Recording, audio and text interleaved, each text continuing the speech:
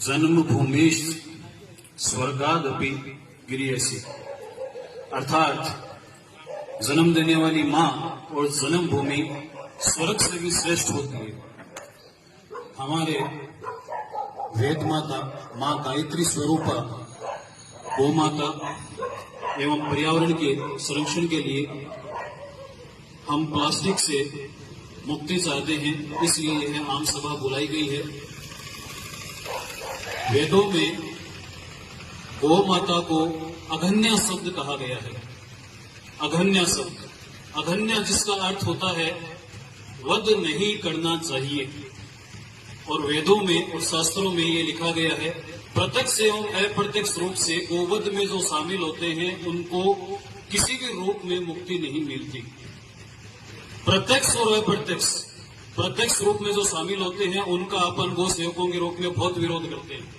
अप्रत्यक्ष रूप से हम खुद शामिल है, मैं खुद शामिल हूँ, सब कस्बेवासी शामिल है, सब क्षेत्रवासी शामिल है। क्यों शामिल है? ये पीड़ा अपने दिल में है। इस पीड़ा को जताने के लिए ये आम सभा रखी गई है। आप सबको यहाँ बुलाया गया है, समस्त ग्रामवासियों को। पीड़ा क्या है? हम सब जो पॉलीथीन यूज करते हैं उस पॉलीथीन को गोवंश है, भूख के कारण खा लेते हैं। गोवंश का पेट, डॉक्टर साहब ने अपने वीडियो में बताया था, 200 से 250 किलो क्षमता रख सकता है अपने पेट के अंदर। अपन उसको 2 रोटी देते हैं तो उसकी क्षमता की पूर्ति नहीं होती। ज्यादातर तो अपन गाय माता को रोटी देते हैं, नंदी महाराज को तो महिलाएं लगभग डरती हैं तो उनको रोटी देती नहीं, और देती भी हैं तो रोटी देने से उनकी पूर्ति नहीं होती। तो जितना भी प्लास्टिक होता है जिसमें सुगंध आती है, खाद्य पदार्थ होता है, वो प्लास्टिक खाते हैं, उनके पेट में जमता है। प्लास्टिक किसी भी प्रक्रिया के द्वारा बहुत कम मात्रा में अगर हो तो निकल सकता है, नहीं तो वो पूर्णतया जमता जाता है। अब तक हमें ये पता नहीं था कि इसकी मात्रा कितनी हो सकती है। सब कस्बेवासी इस चीज से बहुत विचलित हुए जब हमें एक वीडियो संदेश के माध्यम से ये बताया गया कि नंदी महाराज का ऑपरेशन हुआ। ऑपरेशन होने के बाद में उनके पेट से 60 से 70 किलो पॉलीथीन निकाली गई। अब उस पॉलीथीन के अंदर चाइनीज मांझा,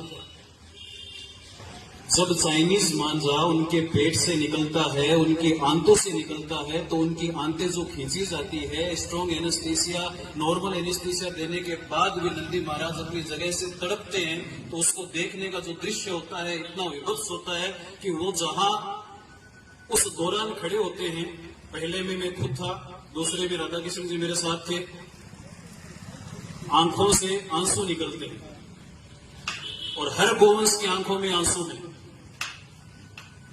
आप देखते हो बहुत से बड़े अपने टाइम के जिन्होंने गोधूली वेला देखी है, इनको खेलते कूदते देखा है। अब के टाइम में किसी नंदी महाराज को आपने खेलते कूदते मस्ती करते देखा है?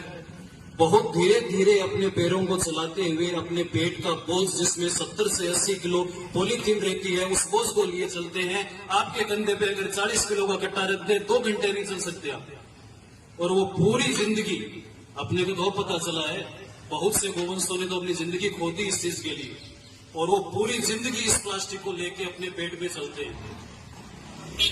तो वेदों के हिसाब से अपन पापी, शास्त्रों के हिसाब से अपन पापी, अपन अप्रत्यक्ष रूप से गो हत्या के जिम्मेदार मैं हूं, आप हो, और हर क्षेत्रवासी इस गो हत्या में जिम्मेदार है।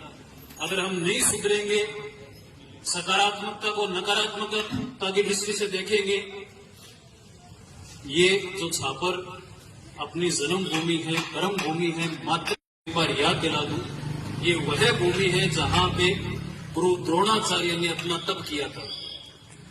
यह वह भूमि है जहां विष्णोई धर्म के संप्रदाय के संपादक श्रीमान जाम्बोजी महाराज ने कई वर्षों तक यहाँ पे गाय चराई है। यह वह भूमि है जहां पे आचार्य कालुगुणी का जन्म हुआ है। क्यों बोल रहे हैं हम लोग? ये साक्षात गोकुल है जहां इतनी पुण्य आत्माओं ने अपने पैर रखे, अपने चरण रखे, और हम क्या कर रहे हैं इसका? ये